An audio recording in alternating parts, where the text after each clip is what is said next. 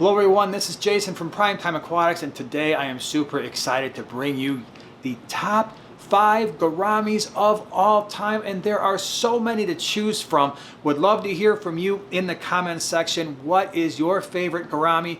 Also, if you want more information on any of the fish we talk about in today's video, check out the description. There'll be lots of species profiles for you there. There are a lot of gouramis that were not in my top 5. I'm going to ruin some of the surprise. The giant gourami, the chocolate gourami, the moonlight gourami, the samurai gourami. These are all awesome fish. But what I tried to do here was pick gouramis that most people could keep in most water parameters and not have a lot of problems in terms of stocking options and longevity. So these are going to be a list of gouramis that are usually pretty hardy and look awesome. Thanks for being here. Hope you enjoy the video. All right, first up on my list of all-time favorite gouramis, number 5, that's the Dwarf Gourami. Now, arguably, this is going to be the gourami with the best color on this entire list. I fully recognize that, and the varieties of Dwarf Gourami help that tremendously. And so on this list of top 5, they make it because they have amazing color. You're not going to find too many community fish with this type of color, and there are so many different varieties. You've got the powder blues, you've got the flame dwarf gouramis. There are just so many different types, and these gouramis don't get very large. They're going to max out right around 3 inches or so. So if you've got at least a 20-gallon aquarium, they're going to do pretty well for you. The only downsides are, one, they can be a little bit aggressive like some of the other gouramis, so be careful. I would only keep one in an aquarium. And the second thing to consider is dwarf gourami disease. That is a real thing, and it can be a little bit difficult to deal with. That's actually why it ranks number 5 on my list, because of all the gouramis we talk about today, I think this one is probably going to be the least hardy of them all. Not saying that they're not hardy, but they do come with some inherent issues. But this is a great fish. If you're looking for something with a lot of color, this might be for you, but I would stay away from any long fin fish, any fish that are going to be similar to this. Definitely no other types of gouramis, definitely no bettas. Just be really careful with your fish selection. By the way, as a side note, for people who have way too many guppies and they want something that's going to fit in a 20-gallon tank and maybe consume some of the guppy fry, I usually recommend the Dwarf Gourami, and people usually say, yeah, that was a good fit for controlling populations of fish that are breeding just a little too much. So I'm going to cheat a little bit and actually include 3 gouramis for number 4, and that is the golds, the blues, and the opalines. And the reason I am doing that is I think those 3 fish are pretty much the same fish. Not I think, they are.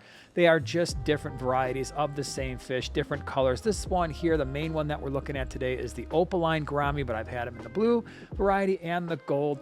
I absolutely love this fish, and one of the reasons why it makes the top 5 is these are the hardiest gouramis I have ever kept. They just seem to live for a long time. It is not uncommon to get 6, 7, 8 years from these fish. And they also show really nice color. You can see the opaline here is a really pretty fish. The blues, basically, as the name would imply, they are just more of a solid blue, while the golds are a more solid yellowish gold. So they really do have nice color. The downside to this gourami is on our list, it's going to be one of the largest ones, maxing out right around 4 to 5 inches. And they are the most aggressive gourami on this list by far. In this particular tank, this was a 150, and it was a great fit. It was in here with some severums, some geophagus, some larger fish. But this fish has been known to bully other fish, so be really careful here. I don't necessarily think it's a great option for that standard community aquarium, but if you've got a semi-aggressive community aquarium, or you've got a fish tank that's got some smaller to medium-sized South or Central American cichlids that aren't overly aggressive, this can be a really nice fit. Tank size, you're really better off with at least a 40-gallon breeder or more. From a size of the fish, a 29-gallon could potentially make sense, but this is one I really do think that you're better off keeping them in a larger tank. Just give them some space. Like I said, they can be a little bit aggressive. Definitely do not keep this type of gourami with other types of gouramis. They will usually bully them.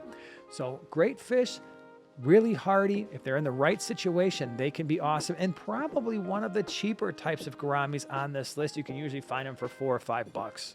These next 3 on the list are really awesome, and the number 3 is the sparkling gourami for me. This is the smallest of the gouramis, gonna max out right around 1.25 inches, 1.5 inches or so, and so as long as you've got a 10-gallon aquarium, you're in good shape. This is not a particularly aggressive gourami by any stretch of the imagination. And this is the first one that we're talking about where you could keep them together in groups. We did that here. You're looking at a 12-gallon bookshelf tank that was actually 3 feet long, but only about 6 or 7 inches wide, maybe about 6 inches tall. This is a great fish, usually a very well-mannered little fish. Nice color, really pretty eyes. They like to explore the tank, but of all the fish I'm going to talk about in this video, they also tend to be the shyest of them all, which is why they're at number 3. They are prone to hiding a little bit, so just keep that in mind. But this is a fish that's really good for those nano tanks. We've got some rasboras, some smaller tetras, maybe some cory cats, and you've just got a really nice, peaceful community tank. But you want something that's going to explore the tank, and you've got all your schooling fish already.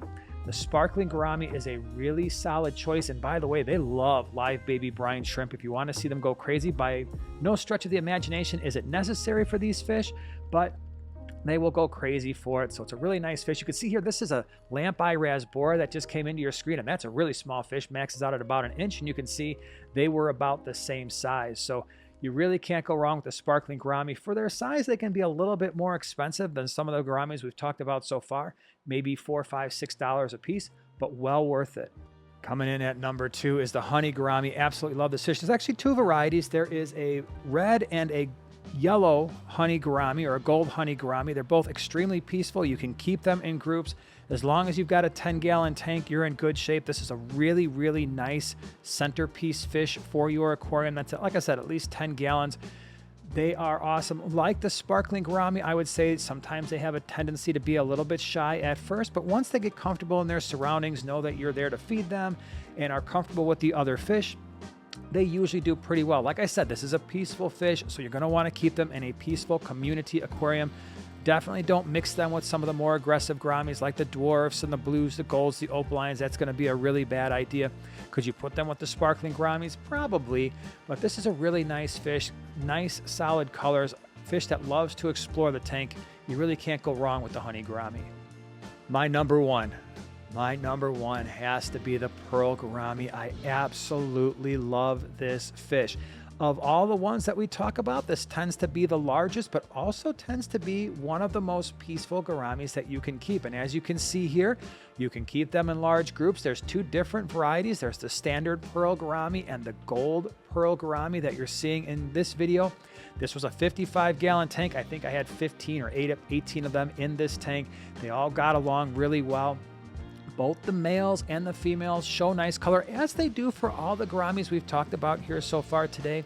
It's just the males tend to get more of a red color underneath their mouth and into their fins. So males a little bit more color, but both of them are outstanding. Now, these are not fish that like to move around. In fact, most gouramis are not super active, but I would say that the blues, golds, opalines are going to be the most active, followed by the dwarf gouramis. But the sparkling gouramis, not a lot of action. Honey gouramis, not a lot of action. And the pearl gouramis, what they're doing here is pretty much what they do. This is another one that tends to live a really long time. We've had these in our fish room for years, and they just do very well.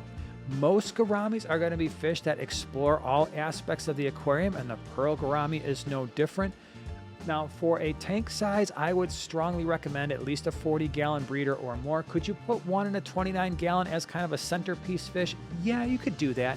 Again, these are not overly aggressive fish, and so keep that in mind with your stocking levels.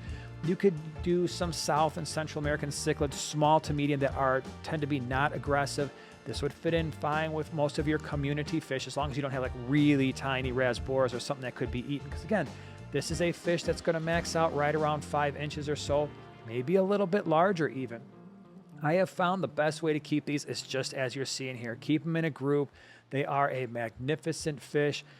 Price-wise, again, most gouramis are going to be somewhere in that $4 to $10 range, and these aren't much different. The smaller ones you might be able to pick up for, at least in our market, $6, $7 a piece.